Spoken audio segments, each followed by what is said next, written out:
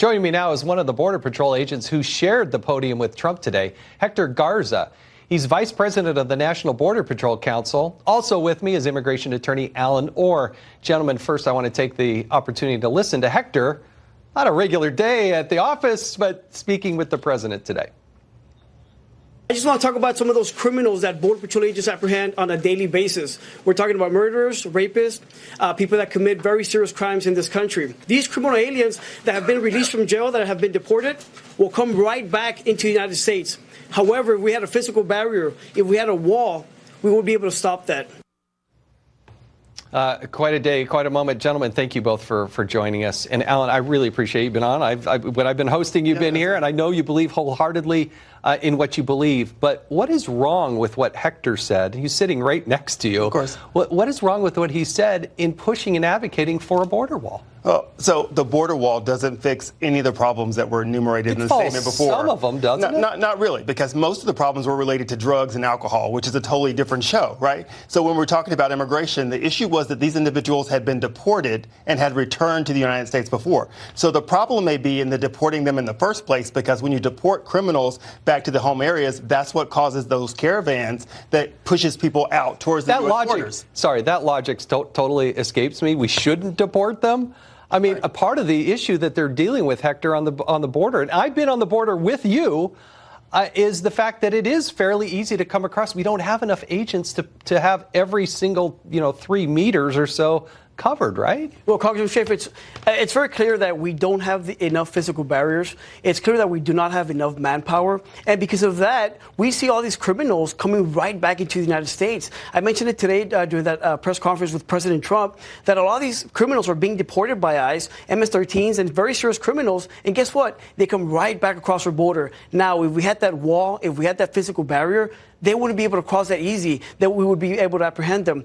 These incidents that happened in California, that's exactly what we're talking about. Those crimes could have been prevented here in the United States. And Alan, we've talked about this before, but if these people aren't in this country, those crimes don't get committed, and those people are still alive. I mean, that's really a fallacy of causation, right? Some of those crimes still, we have gang members, we have crime here. Undocumented is not no as doubt, but I fundamentally don't understand why you don't see this. Okay. If somebody comes here illegally, if they hadn't gotten here illegally, they wouldn't have committed the crime. That's not necessarily true. I mean, as a philosophy major, that's we have committed the crime that's a false causality in argument. Cancun, but not here. But I think the issue that we have here is that we're assuming that all those people who are now being rearrested are being deported and coming back across the border walking. And that's just not true. They're coming in place. No, 2/3 of the people here are undocumented. So a wall is not going to fix that, and a wall is not going to keep the drugs out. It's going to fix part of it. So then it doesn't fix part of it. So we need to shift to what the real issue is. You don't think it fixes even a little bit? No. What a wall does, let me help with that. What a wall does is a temporary barrier for a temporary solution. It does not fix the problem. It only makes the weight outside of the wall larger. So solving the problem is drawing the people here. So therefore, if you have a criminal, right, why don't we just release people out of our jails into communities that are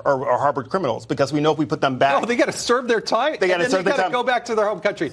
Hector's been on the. How long have you been on the Border Patrol? 18 years with Border Patrol. And let me tell you what amazes me. With all due respect here to Alan, we've got all these talking heads on the media that are talking about border security, and they've never spent a single day working on the border. We've had some of these people that have never been to the border and experienced what Border Patrol agents experience, and that just baffles me because they're talking here. They come on Fox News. They go speak on the Hill, and again, some of these people have never worked a single day as a Border Patrol agent. So there was a CNN analyst or commentator that said you and the people that were standing out there on the podium were political pawns. How do you react to that? We're not political pawns. Let me tell you something. Border Patrol agents are the real border security experts because we're the ones that go out there every single day and try to protect our borders. We try to protect our country. And we are the ones that are apprehending and arresting a lot of these criminal aliens that have very serious criminal records that if we don't stop them, they're going to come into this country and commit very serious crimes. Right. I don't think you have to be a border agent to talk about that, right? Because if you're a hammer, everything looks like a nail.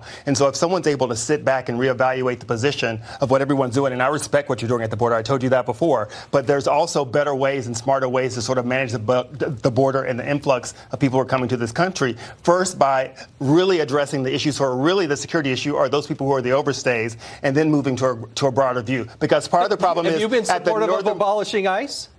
Have I been?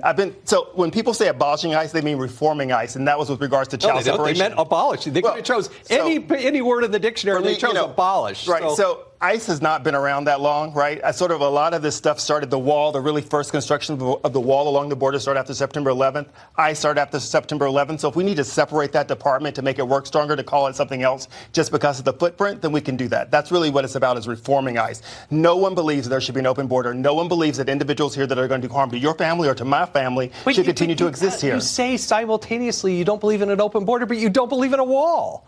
And that's where the disconnect is. I got to give Hector the last word here. So it's very clear. In Laredo, Texas, like many other parts of the border, President Trump, through the military, ordered that concertina wire be installed along the border. That concertina wire by itself reduced the apprehensions. It reduced the people that got away and increased the effectiveness and the probability of arrest. That really helped us. And that's just concertina wire, temporary wire. Imagine what a wall can do. A wall can really help Border Patrol agents, and it's a matter of officer safety and the safety of the American public. And I got to tell you, Alan, I know you're sincere. Again, I got the greatest respect for you. You're a great person for the limited time I've interacted with you. But I got to believe in a guy who's been down on the border for 18 years, put his life on the line, and is out there arresting people that are trying to sneak into this country. Some of them are good, decent people, maybe, but we don't know. And they've taken out 17,000 criminals that have been coming up north here. I got to tell you, it is a huge problem. I thank you, gentlemen. It's going to continue, and we hope you continue to come back and join us on this show.